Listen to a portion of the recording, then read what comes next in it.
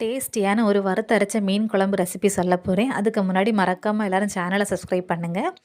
இது என்ன மீனுன்னா சூரை மீன். காலையில் வாங்கினேன், 100 ருபீஸ் இவ்வளவு மீனுக்குமே.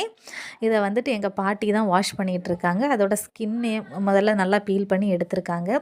எடுத்து அவ்வளோத்தையுமே நல்லா கழுவி வாஷ் பண்ணி எடுத்து வச்சுருக்காங்க.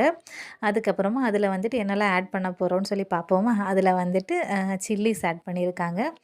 அதுக்கப்புறமா வந்து டொமேட்டோஸ் கட் பண்ணி ஆட் பண்ணியிருக்காங்க. அதுக்கப்புறமா கொஞ்சம் இஞ்சியும் கட் பண்ணி சேர்த்துருக்காங்க.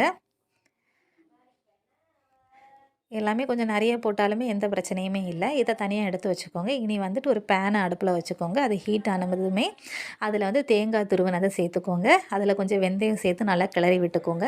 அதுக்கப்புறமா கறிவேப்பிலை சேர்த்துக்கோங்க. அதையும் நல்லா கிளறி விட்டதுக்கப்புறமா மசாலாவாக முதல்ல வந்து மிளகாய் தூளும் மல்லித்தூளையும் சேர்த்துக்கோங்க. இது ரெண்டும் நல்லா வறுத்து வந்ததுக்கப்புறமா கொஞ்சமாக மஞ்சள் தூளையும் சேர்த்து நல்லா கிளறி விட்டு வறுத்துக்கோங்க. நல்லா வறுத்ததுக்கப்புறமா ஒரு மிக்ஸி ஜாரில் எடுத்து கொஞ்சம் தண்ணியும் சேர்த்து நல்லா அரைச்சி எடுத்துக்கோங்க. இந்த அரைச்சி எடுத்த மிக்ஸை மீனுக்கு கூட சேர்த்துக்கோங்க. அதுக்கப்புறமா கொஞ்சம் புளி கரைச்சி ஊற்றிக்கோங்க. இதில் கொஞ்சம் தண்ணி கூட சேர்த்துக்கோங்க. தேவையான அளவு உப்பையும் சேர்த்து நல்லா மிக்ஸ் பண்ணிக்கோங்க. நல்லா மிக்ஸ் ஆனதுக்கப்புறமா அடுப்பில் வச்சு ஒரு 20 மினிட்ஸ் வேக வச்சு எடுத்தாச்சுன்னா டேஸ்டியான வறுத்தரைச்ச ஃபிஷ் கறி ரெடி.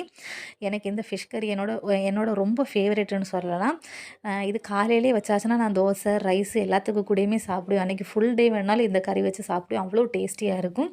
நீங்களும் வீட்டில் ட்ரை பண்ணி பாருங்கள். டேஸ்ட் எப்படி இருக்குன்னு கமெண்டில் சொல்லுங்கள். இந்த மாதிரி நிறைய ஃபிஷ் கறி வீடியோஸ் நான் அப்லோட் பண்ணுவேன். வீடியோ பிடிச்சிருந்தனா லைக் பண்ணுங்கள், ஷேர் பண்ணுங்கள்.